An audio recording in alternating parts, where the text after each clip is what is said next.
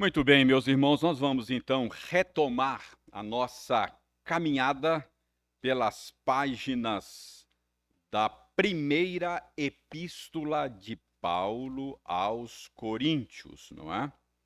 Primeira epístola de Paulo aos Coríntios.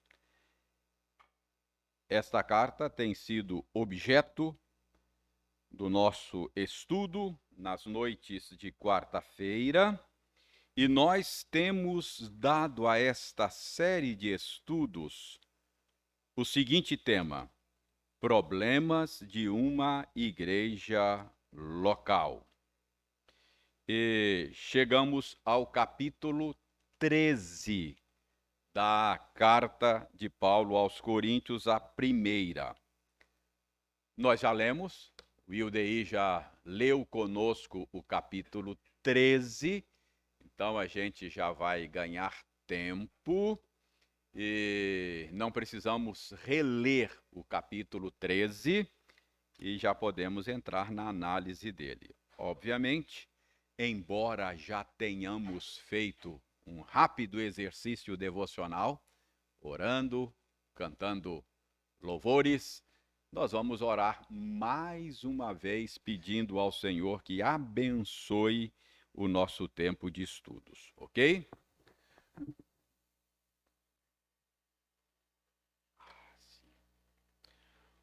O Elton está fazendo aqui uma análise de risco. Tá, eu vou colocar aí embaixo.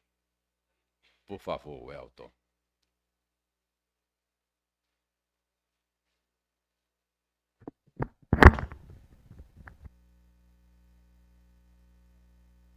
Sim, opa, assim a gente previne acidentes, não é? Então vamos orar pedindo ao Senhor que abençoe o nosso tempo de estudos. Senhor, nós damos-te graças porque mais uma vez o teu povo se reúne aqui em torno da tua palavra santa, a fim de ouvir a tua voz, aprender contigo por meio do estudo da passagem que acabamos de ler. Pedimos ao Senhor que o Senhor abençoe este tempo de estudos de tal maneira que a tua igreja seja edificada, de tal maneira que os nossos corações sejam reorientados e nós possamos servir ao Senhor mais e melhor. Nós pedimos isto em nome de Jesus. Amém. Muito bem, problemas de uma igreja local é o tema, porque eu já disse a vocês que nesta carta Paulo está tratando de uma série de problemas que existiam lá na igreja de Corinto. Paulo recebeu a visita de uma comitiva da igreja, recebeu também uma carta e, desta maneira, ele tomou conhecimento dos problemas que lá existiam. E ele, então, escreveu esta carta, a primeira de Paulo aos Coríntios, carta que nós conhecemos com esse nome. Eu estou dizendo que nós conhecemos porque, muito provavelmente, Paulo escreveu outras cartas à igreja de Corinto e certamente tem pelo menos uma carta anterior a essa que nós não temos conhecimento dela, não é? Ela não foi preservada e, portanto, nós chamamos esta aqui de primeira. Então, por meio dessa carta, Paulo está tratando de uma série de problemas. Você certamente se lembra que Paulo tratou problema de divisões, né? Foi o primeiro problema. Paulo tratou de um problema de indisposição que alguns da igreja de Corinto tinham em relação a ele e ao seu ministério. Alguns tinham resistência quanto ao ministério apostólico de Paulo, não aceitavam bem o seu ministério. Depois, Paulo tratou de um problema de litígio entre irmãos. Haviam irmãos levando outros às barras dos tribunais seculares, não é? Depois Paulo tratou de um problema de negligência da disciplina eclesiástica. Depois Paulo tratou de alguns problemas relacionados ao casamento, lembram? E, e agora Paulo começa a tratar de uma série de problemas relacionados com o culto. Tratou do problema de Santa Ceia, não é? E agora Paulo tratou também do problema do véu, outro problema relacionado ao culto, o uso do véu. E agora Paulo está tratando, desde o capítulo 11, de um problema relacionado com o culto, que era divisões que havia na igreja de Corinto em torno de dons espirituais. A igreja de Corinto tinha uma certa predileção por certos dons espirituais, sobretudo o dom de línguas, e consideravam mais espirituais do que outros aqueles que fossem dotados com o dom de línguas. Então, a igreja estava dividida entre espirituais e não espirituais. Aqueles que tinham certos dons se achavam melhores do que os seus irmãos, eram tomados por um complexo de superioridade, enquanto que aqueles que não tinham esses dons se sentiam inferiores, não é? Então, Paulo está tratando desse assunto desde lá do início do capítulo 11. No início do capítulo 11, Paulo mostrou como discernir uma pessoa espiritual. Ele começa o capítulo 11 dizendo: eu não quero que vocês sejam ignorantes a respeito dos espirituais. Paulo mostrou que a maneira de discernir a espiritualidade de uma pessoa é a centralidade de Cristo, tanto no seu discurso quanto na sua vida. Então, Paulo diz: ninguém diz Jesus Cristo é Senhor, não é? Senão por meio do Espírito Santo. E ninguém diz Jesus é anátema, não é? Aquele que tem o Espírito não diz Jesus é anátema. Então Paulo diz que esse é o critério. Depois Paulo mostra que há unidade e diversidade nessa questão, portanto, a disputa deles em torno de dons era simplesmente ridícula. Paulo diz: tem diversidade aqui mesmo. Nós temos diferentes dons na igreja, mas é um único Espírito que concede esses dons. Há uma diversidade enorme de serviços, mas todos esses serviços existem para servir a um único Senhor, Jesus Cristo. E Paulo diz que há uma enormidade de realizações, mas Deus é que realiza tudo em todos. Portanto, Paulo diz: é ridículo esse negócio de vocês ficarem aí se dividindo em torno desse assunto, porque o dom espiritual é dado visando um fim proveitoso. Vocês não foram habilitados com dons espirituais para ficarem competindo uns com os outros, mas para o bem da igreja, para o bem comum. Então, Paulo depois termina o capítulo 12 trabalhando aquela metáfora esclarecedora que ele usa, que é a metáfora do corpo humano. Então ele mostra que a igreja é um organismo muito parecido com o corpo humano. No corpo humano há uma diversidade enorme de membros, mas o corpo é um só.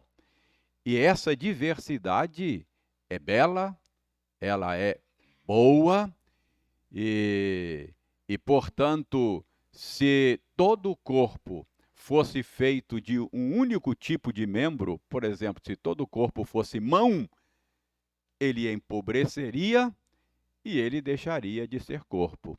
Então, se toda a igreja fosse habilitada com um único dom, ela ficaria mais pobre e ela ficaria mais feia. A beleza da coisa e a utilidade da coisa está exatamente nessa diversidade.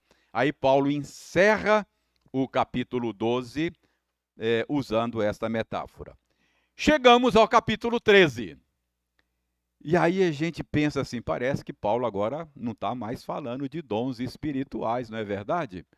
Paulo mudou de assunto. Agora Paulo, no capítulo 13, vai falar do amor.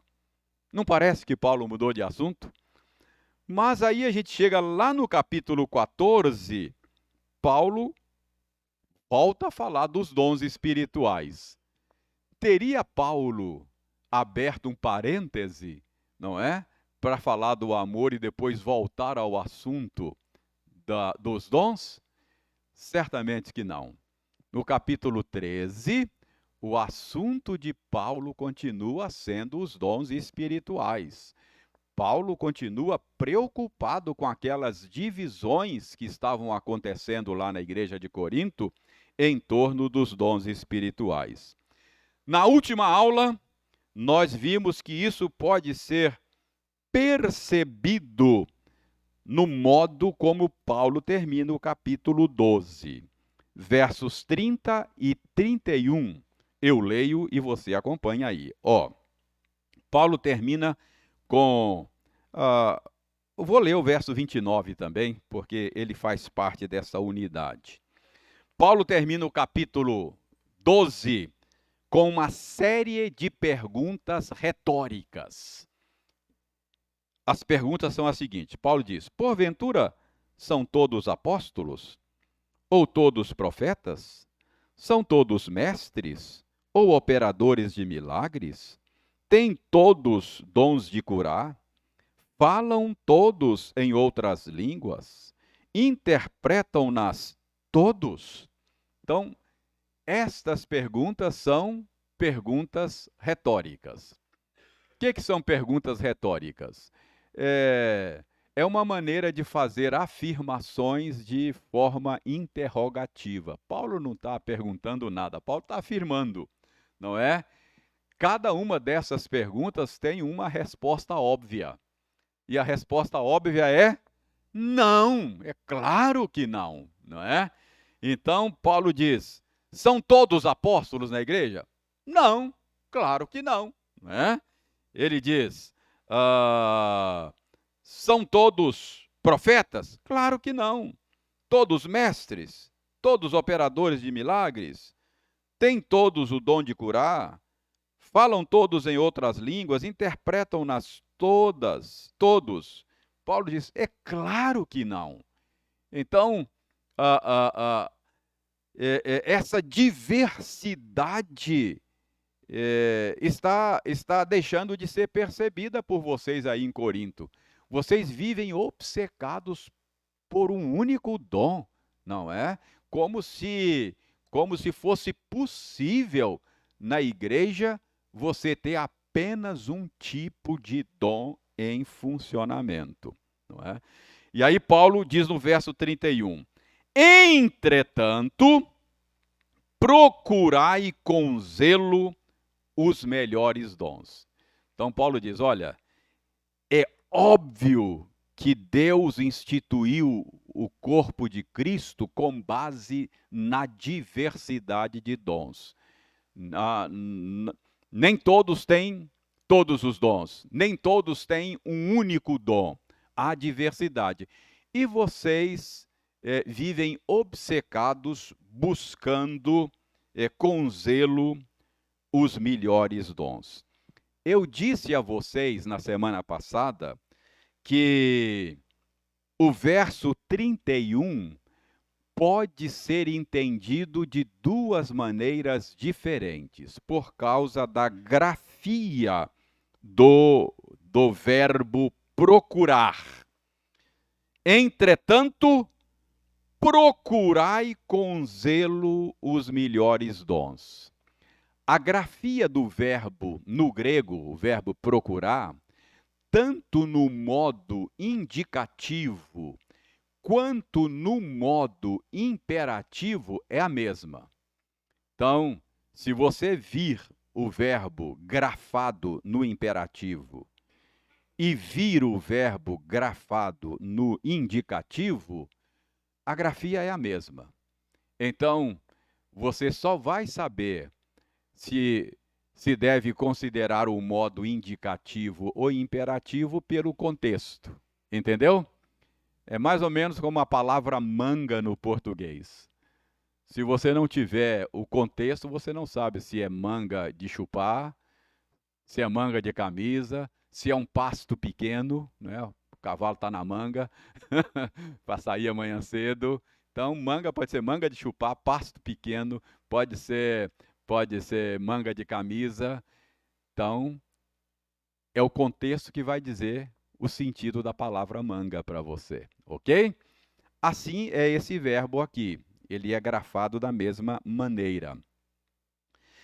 Se ele estiver no imperativo, Paulo está dando uma ordem, não é?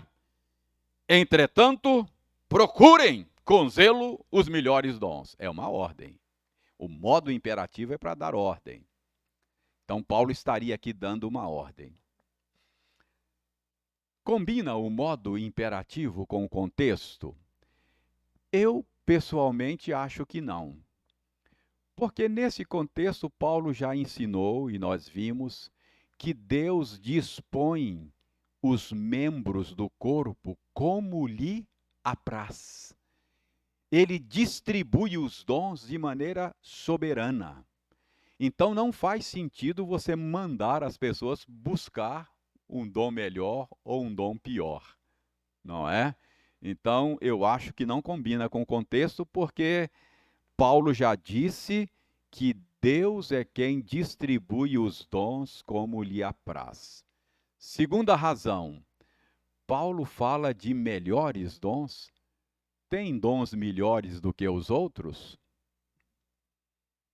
Eu acho que não. Acho que não. É, o dom, o dom melhor depende da necessidade e da situação do momento, não é? Pode ser que no momento o que você mais precisa é de um dom de ajuda e não do dom de ensino, porque a necessidade que se apresenta no momento não é uma necessidade que pode ser atendida pelo dom de ensino. Pode ser que numa outra situação, o dom de misericórdia vai ser o dom que mais se necessita naquela situação, entendeu?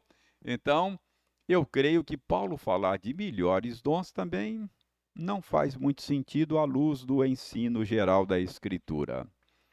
Então, eu acho que o imperativo não não combina com o contexto. Eu creio que existem pessoas que acham que é o imperativo, gente respeitável. Está dizendo, não, Paulo não está mandando indivíduos buscarem melhores dons, mas ele está mandando a igreja, a comunidade, buscar melhores dons. Então, é uma maneira de resolver o problema. Mas eu, pessoalmente, acho que o indicativo combina melhor com o contexto. Se o verbo for entendido como indicativo, Paulo não estaria dando ordem. Paulo estaria fazendo uma constatação. Porque o indicativo é o modo verbal que a gente usa para constatar um fato, não é? As janelas estão fechadas. Esse é o modo indicativo, só estou fazendo uma constatação. Feche as janelas. Imperativo, estou dando uma ordem, não é? Então, se Paulo está usando aqui o verbo no indicativo, isso significa que ele só está fazendo uma constatação. E aí eu creio que combina com o contexto. Paulo diz: Por acaso têm todos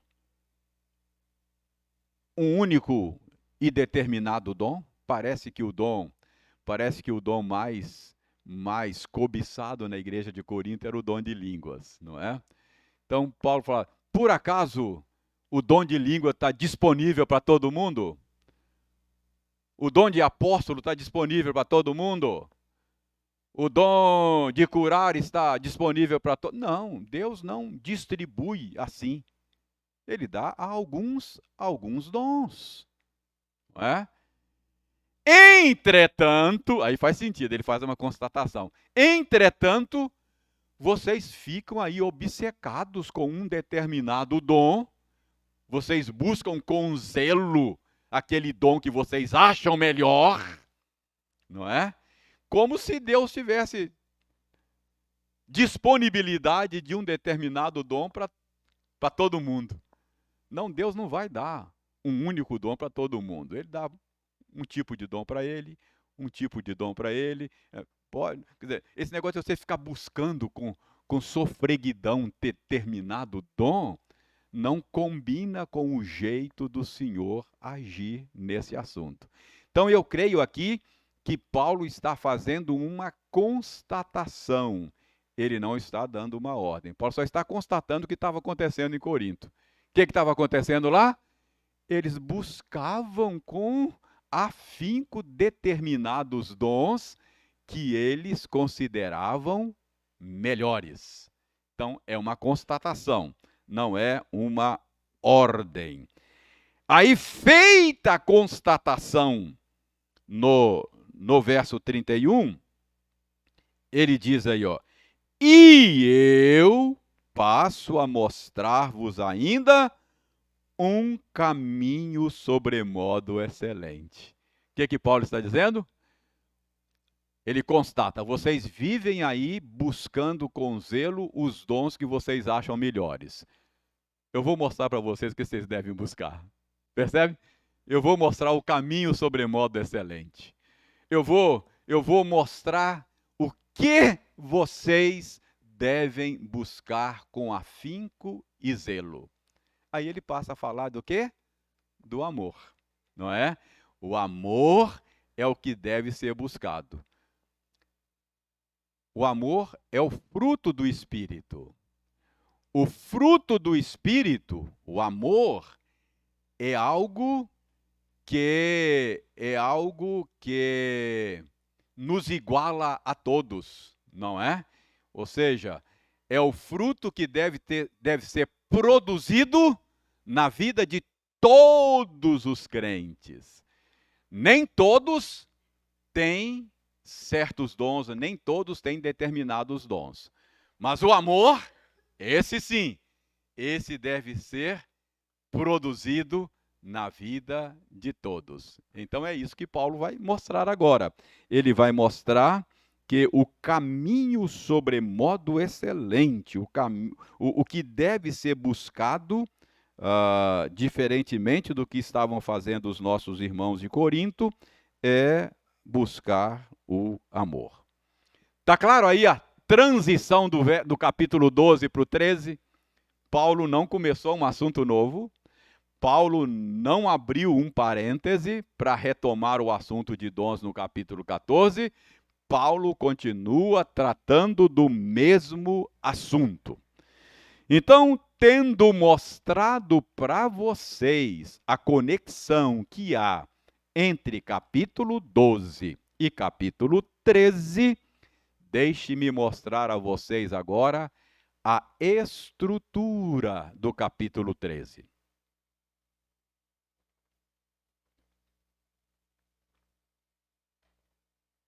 Vejamos então a estrutura. Versos 1 a 3 do capítulo 13. O que Paulo está falando, de que Paulo está tratando os versos 1 a 3? Versos 1 a 3 é o primeiro bloco do capítulo 13. Versos 1 a 3, Paulo está tratando da supremacia do amor. Então ele mostra que o amor é supremo, é mais importante do que qualquer coisa. Então, versos 1 a 13, supremacia do amor. Depois, versos 4 até o verso 7. Versos 4, 5, 6 e 7 é o segundo bloco. De que é que Paulo está falando dos versos 4, 5, 6 e 7? Ele está falando da natureza do amor.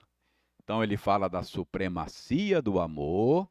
No segundo bloco ele trata da natureza do amor. E no restante do capítulo, não é?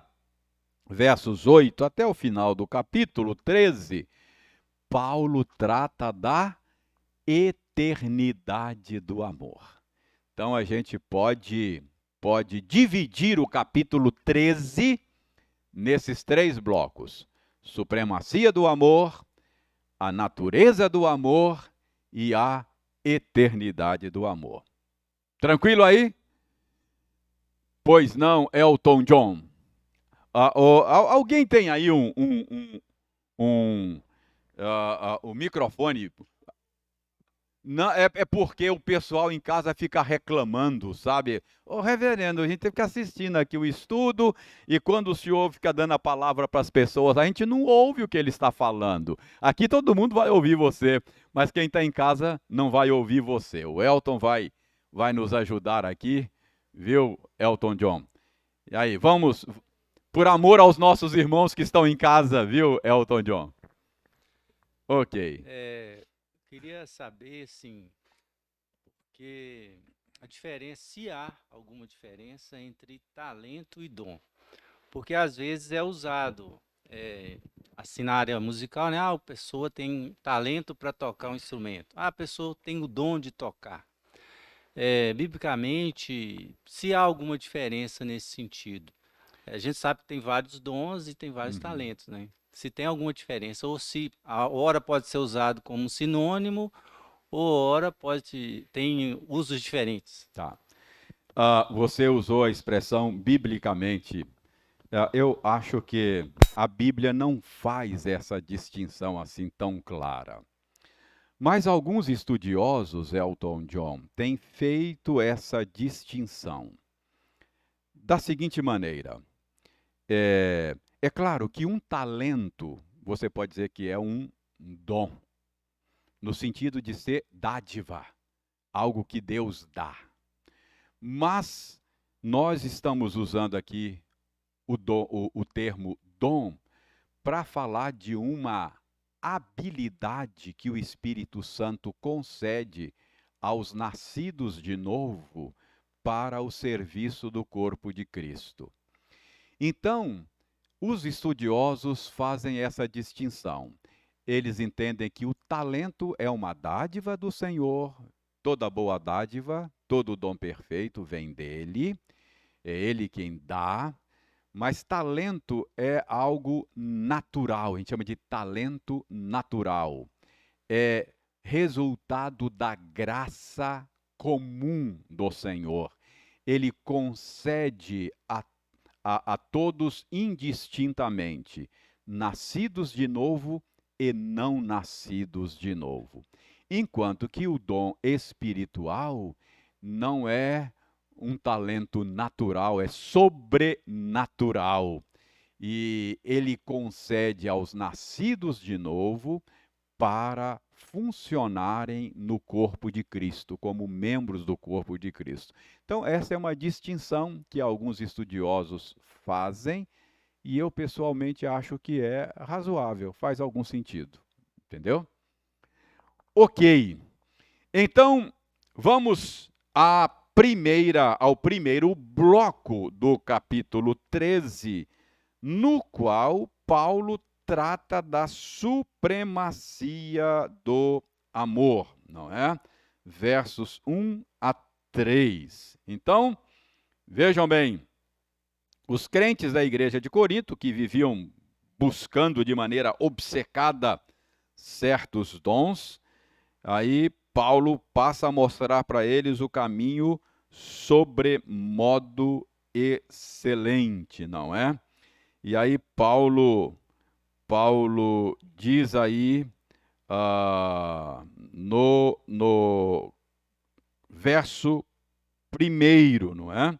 Ele diz aí, ó, ainda que eu fale as línguas dos homens e dos anjos, se não tiver amor, serei como bronze que soa ou como símbolo que retine. Paulo está mostrando a supremacia do amor. Vocês se lembram que eu chamei a atenção de vocês para um fato. Sempre que Paulo faz uma listinha de dons aqui na primeira carta aos Coríntios, ele menciona por último o dom de línguas. Naquelas duas listas, por último o dom de línguas. Eu disse a vocês que isso é sintomático, não é? Paulo menciona por último exatamente porque aquele era o dom que os coríntios colocavam no topo da lista deles. Aí Paulo está sendo pedagógico. Paulo está mostrando para eles que eles estavam invertendo a ordem, não é? Agora aqui não. Quando Paulo vai falar da supremacia do amor, qual é o primeiro dom que Paulo menciona? Dom de línguas, não é? Então, mais uma vez, a gente vê aqui indícios de que este era o dom mais valorizado na igreja de Corinto. É por isso que Paulo já entra de sola, não é? Já começa falando assim, ó, olha o que Paulo está dizendo aqui, ó. Ainda que eu fale as línguas dos homens e dos anjos, se não tiver amor, eu serei como bronze que soa ou como símbolo que retine. O que Paulo está dizendo aqui é que toda e qualquer habilidade de comunicação, não é? Que é uma habilidade tão útil para a edificação da igreja, para a pregação do evangelho aos incrédulos. Eu já disse a vocês que, no meu entendimento, Deus concedeu aos crentes de Corinto essa habilidade de falar idiomas que não eram os seus idiomas maternos, e eles aprenderam de maneira sobrenatural por uma estratégia missionária. Eu disse a vocês que a cidade de Corinto era uma cidade portuária e tinha uma população flutuante muito grande. Portanto, Deus, na sua sabedoria, na sua providência, habilitou certos irmãos de Corinto com esse dom, com essa habilidade de falar um idioma diferente do seu idioma materno, sem que eles precisassem estudar. Não aprenderam de maneira natural, mas de maneira sobrenatural. Essa habilidade é útil. Essa habilidade Deus estava usando para a edificação da igreja e para a expansão do seu reino naquela cidade. Mas Paulo está mostrando aqui que você pode ter a habilidade de comunicação, qualquer que seja, mas se não tiver amor, absolutamente esta habilidade seria algo tão inútil como o som de um símbolo, não é? De um sino que está sem nenhum sentido, é algo nulo. Essa é a ideia que Paulo apresenta aqui. Você pode ser um brilhante comunicador, mas sem amor, o seu ministério, o uso desse dom, será simplesmente uma nulidade. Você pode ser uma pessoa eloquente, você pode ser muito hábil com as suas palavras, mas as suas palavras serão ofensivas se elas não forem movidas pelo verdadeiro amor. Isso acontecia muito na igreja de Corinto, não é? Eu disse a vocês que esses irmãos que tinham esta habilidade, em vez de usar para o benefício do outro e para a glória de Deus, tinham a tendência de usar para esnobar o outro, né? Para mostrar que era mais espiritual, para mostrar que era melhor do que o outro. Paulo disse: era melhor ter ficado calado, não ter usado o seu dom de falar em outro idioma, não é?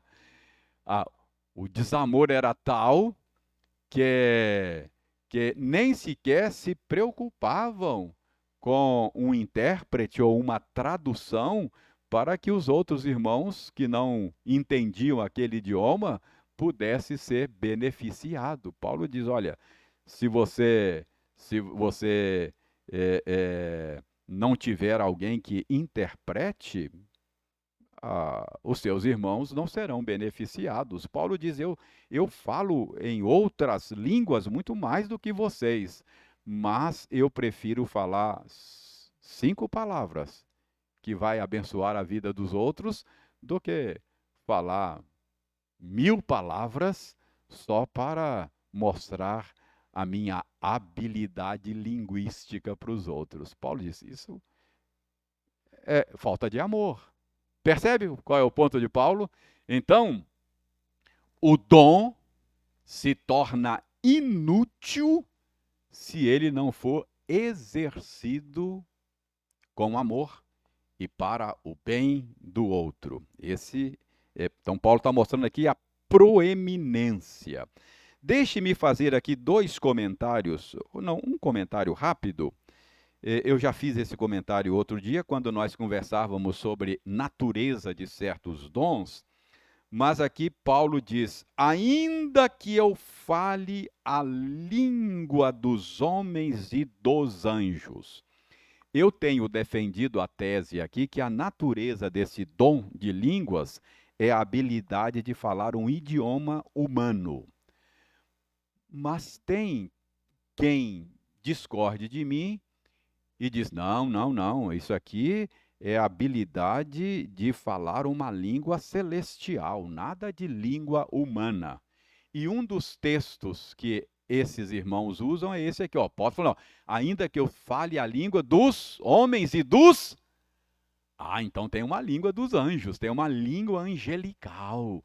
Então, dom de língua é a habilidade não de falar um idioma humano, mas a habilidade de falar uma linguagem celestial. Eu já disse aqui, e como estamos agora nesse versículo, eu vou repetir que eu entendo que Paulo está aqui usando uma figura de linguagem. Não significa que haja uma língua, ou línguas, ele fala até no plural, né? Línguas dos homens e dos anjos. Paulo está aqui usando uma figura de linguagem, que é uma figura de linguagem que consiste no exagero. Por exemplo, você diz assim: ó, hoje eu vou ao cinema ainda que chova canivete aberto. Todo mundo entende, né? Ou seja, o que você está dizendo, será que você está sendo literal? Vai chover? Chove canivete aberto? Já viu chover? Não, não chove. É apenas um recurso de linguagem. O exagero, não é? Você está dizendo: ó, eu vou ao cinema de qualquer jeito hoje. Não é? Aconteça o que acontecer. Então, é isso que Paulo está dizendo. Ainda que você fosse capaz de falar a língua dos anjos, sem amor, ainda seria nulidade. Então, é uma figura de linguagem. Esse é o meu entendimento. E eu sempre digo aqui, por uma questão de honestidade intelectual, de que há irmãos, os quais eu respeito, que acham que não é bem assim, não é? Mas eu creio que aqui Paulo está usando uma figura de linguagem. Ok? Tranquilo aí? Podemos prosseguir? Então, Paulo mostra que a ausência do amor esvazia de sentido, de significado, qualquer dom. E ele começa com o dom de língua, e mesmo que fosse uma língua celestial, Paulo diz, estaria sem sentido se não fosse o amor. Verso 2, ele continua no verso 2, falando da proeminência do amor. Ainda que eu tenha o dom de profetizar e conheça todos os mistérios e toda a ciência, ainda que eu tenha tamanha fé a ponto de transportar montes, se não tiver amor, nada serei. Então, Paulo continua mostrando o quão fundamental, o quão proeminente é o amor para o ministério cristão, para a edificação do corpo de Cristo, não é? Ele diz aí, ainda que eu tenha o dom de profetizar, ainda que eu conheça todos os mistérios, toda a ciência, ainda que eu tenha tamanha fé, a ponto de transportar montes, se não tiver amor, nada serei. O que Paulo está dizendo nesse verso significa que você poderia ter a habilidade raríssima, não é? De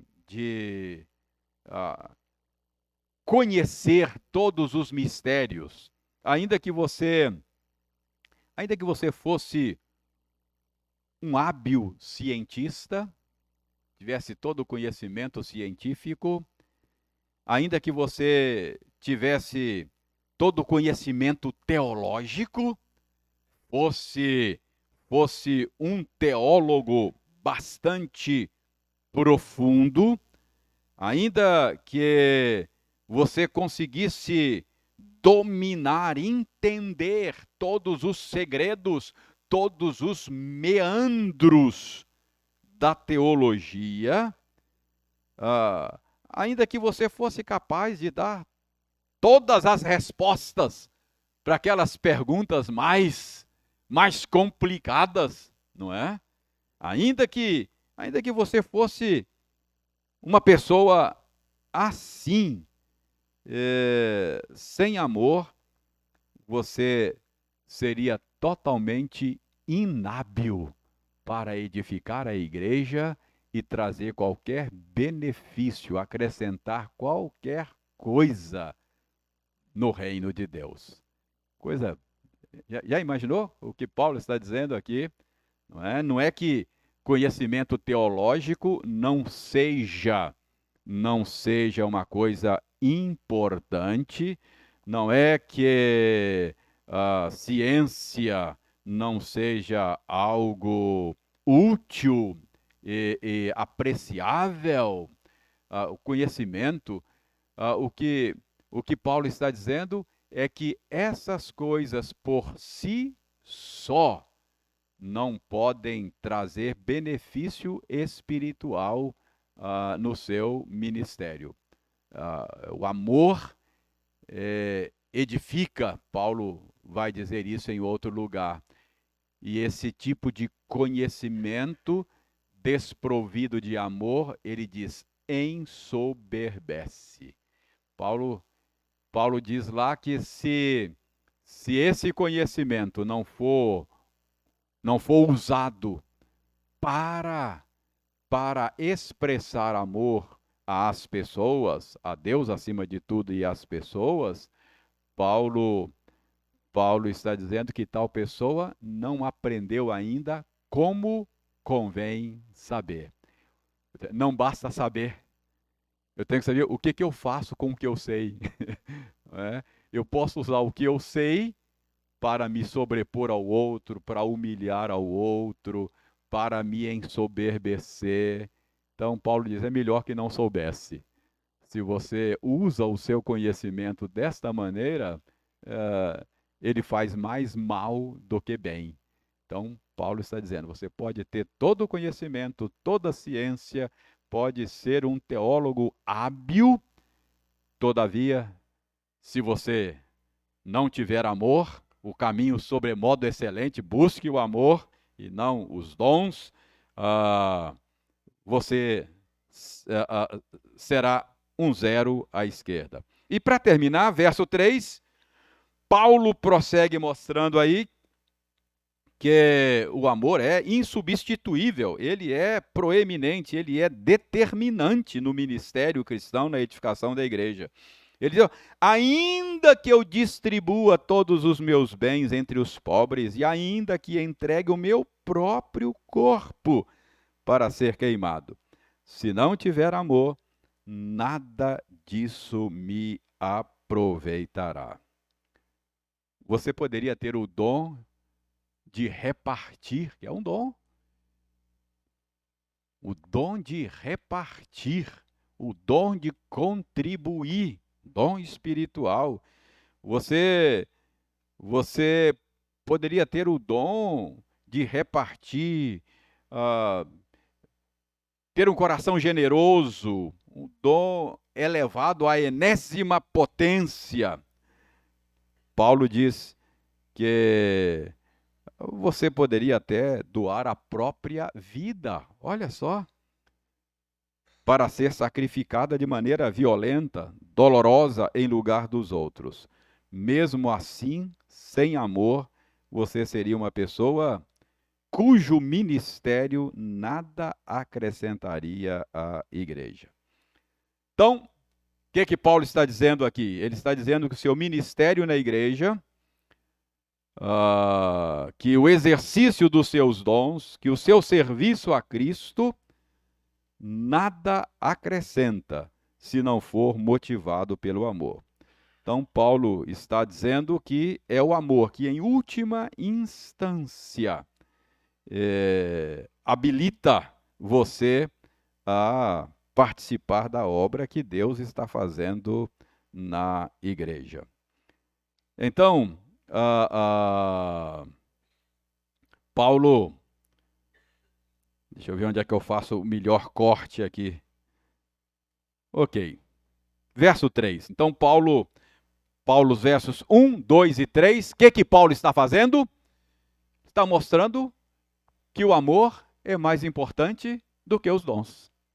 Não é? De que os coríntios, e nós também, não deveríamos buscar com tanta avidez dons espirituais, mas, sobretudo, buscar o amor, que é o fruto do Espírito. Então, primeiro bloco, a proeminência do amor. Segundo bloco, a natureza do amor. Depois de mostrar que o amor é o caminho sobremodo excelente, é o que se deve buscar, é o mais fundamental, o mais proeminente, Paulo passa a mostrar a natureza do amor. O que é o amor? Isso fica para a próxima quarta-feira, se Deus quiser, não é? Alguma pergunta sobre esse primeiro bloco? Proeminência do amor? Oi! Espera um pouquinho, Darcy, que o diácono Pedro vai amplificar aí a sua voz para chegar na casa dos nossos irmãos que estão nos acompanhando à distância. Isto. Obrigado, Pedro. Analisando o texto do capítulo 2, lá no verso 13, me leva a pensar que a igreja também estava sendo conduzida por alguma liderança que não tinha conhecimento da fé cristã. Capítulo 2, verso 3, Darcy. Verso 13. 13. Hã? Ai, 13. Capítulo 13, verso 2? Não, é o capítulo 2, Capi- verso 13. Ah, é o contrário. 2, 13.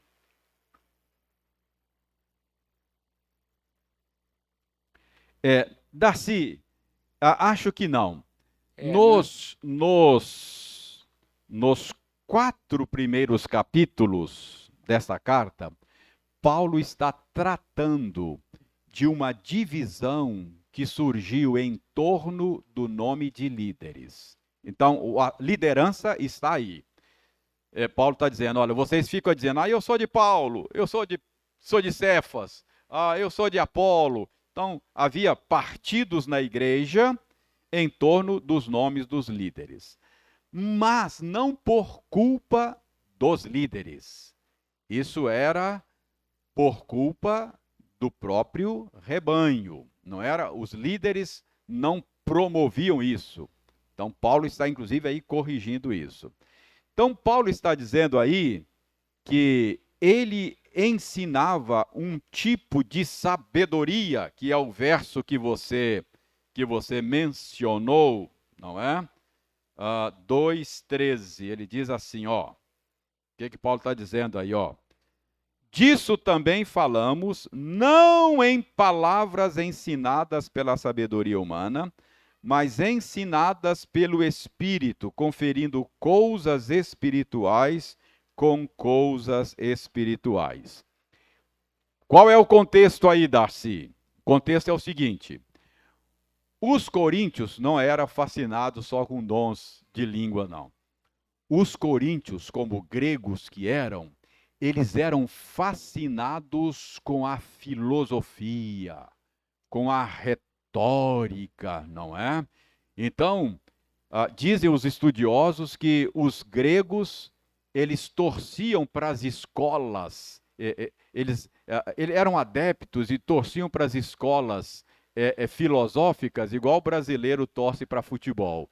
Então, eles ficavam, qual é a escola filosófica melhor? Qual que tinha o argumento melhor, a lógica mais atraente, a retórica?